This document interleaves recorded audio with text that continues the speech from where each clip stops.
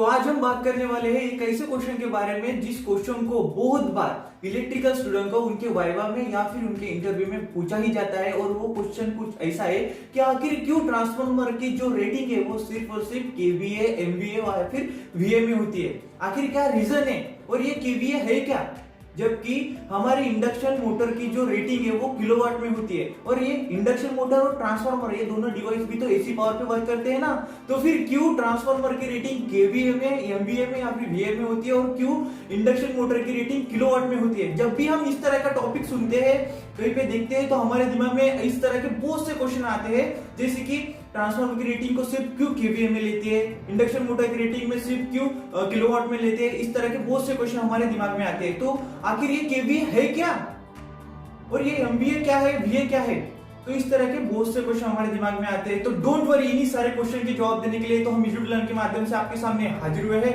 अगर आप में से कोई electrical diploma, electrical engineering, electrical field से बिलोंग करते हो या फिर आपकी इलेक्ट्रिकल फील्ड में थोड़ी सी भी रुचि है, तो आपको ये हमारा चैनल जरूर सब्सक्राइब करना चाहिए ताकि इसी तरह के इंफॉर्मेटिव और रोचक वीडियो आपको मिलते रहे।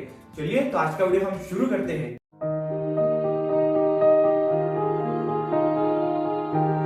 सबसे पहले तो ये जान लेते हैं कि ये केवीए है क्या। केवीए का मतलब होता है किलो वोल्ट एम्पियर, और हमारे ट्रांसफार्मर की रेटिंग जो है ये वोल्ट एम्पियर में ही होती है, यानी कि किलो वोल्ट एम्पियर में ही होती है।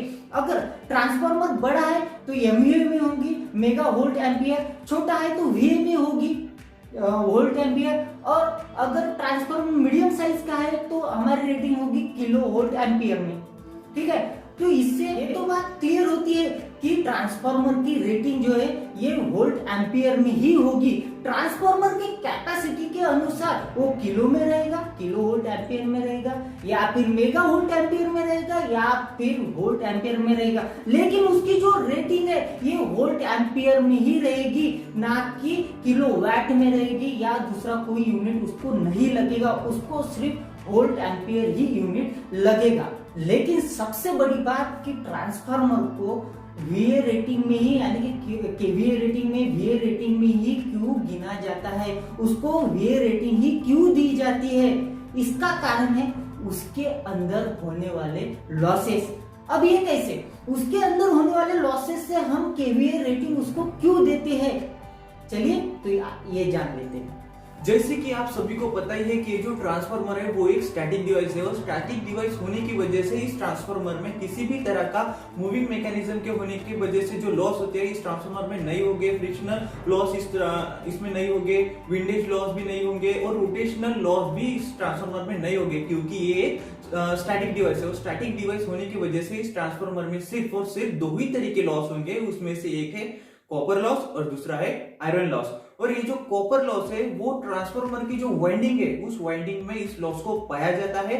और रही बात आयरन लॉस की, तो ये जो आयरन लॉस है वो ट्रांसफार्मर की जो कोर है ना, तो उस कोर में इस आयरन लॉस को पाया जाता है। और ये दोनों लॉसेस जो है, ये दोनों लॉसेस वोल्टेज या फिर करंट पे डिपेंड करते हैं। और इसी वजह से जो ट्रांसफार्मर की रेटिंग है वो सिर्फ और सिर्फ केवीए, वीए या फिर एमवीए में होती है, ना कि किलोवाट में होती है या फिर दूसरे किसी यूनिट में होती है। यहाँ पे देखो, मैंने अभी तक पावर फैक्टर की बात नहीं की, क्योंकि ट्रांसफार्मर की रेटिंग के पीछे पावर फैक्टर का कोई मायने नहीं रहता।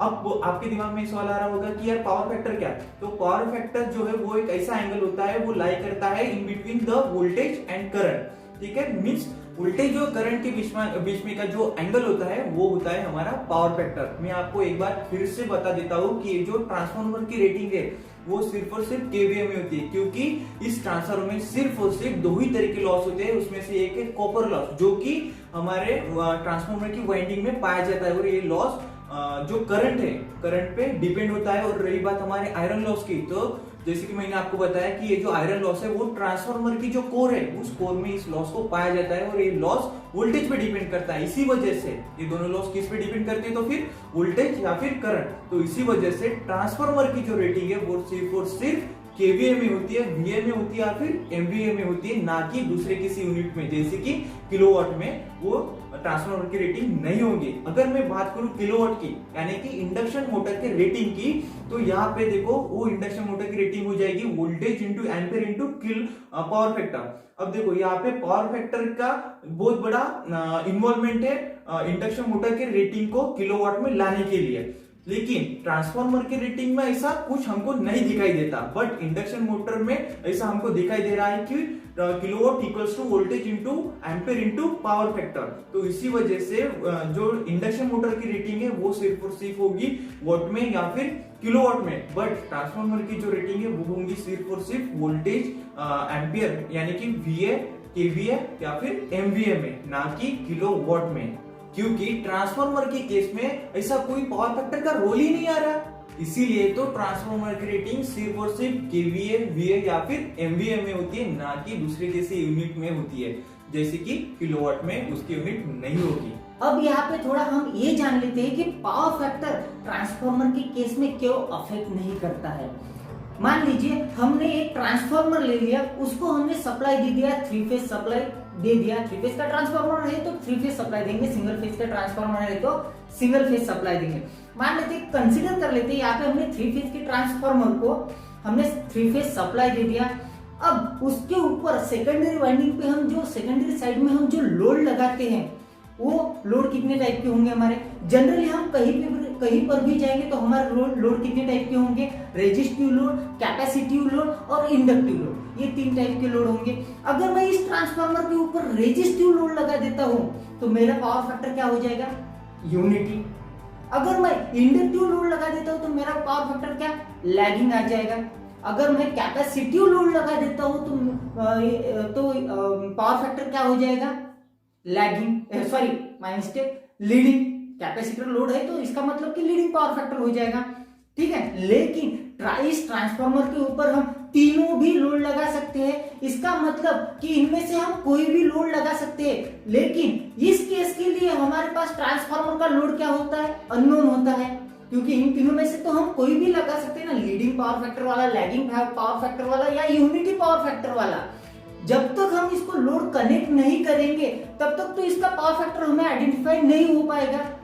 अगर नो लोड की कंडीशन करें या फिर अभी अननोन लोड की कंडीशन हम कंसीडर करेंगे तो पावर फैक्टर का कोई मतलब ही नहीं आ रहा है यहाँ पे हमारा, क्योंकि लोड तो कनेक्टेड ही नहीं है। और दूसरी बात कि कौन सा लोड कनेक्टेड करने वाले हैं ये भी अननोन है, और यही अननोन लोड होने की वजह से यहाँ पे ट्रांसफार्मर के ऊपर पावर फैक्टर अफेक्ट नहीं करता।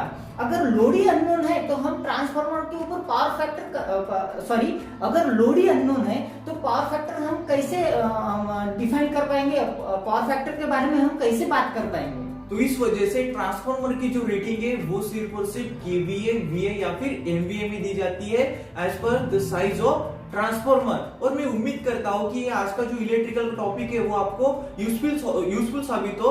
और अगर आपको इस तरह की वीडियो अच्छे लगते हैं तो आपको हमारा चैनल जरूर सब्सक्राइब करना चाहिए, ताकि इसी तरह की इंफॉर्मेटिव और रोचक वीडियो आपको मिलते रहे। चलिए तो फिर धन्यवाद।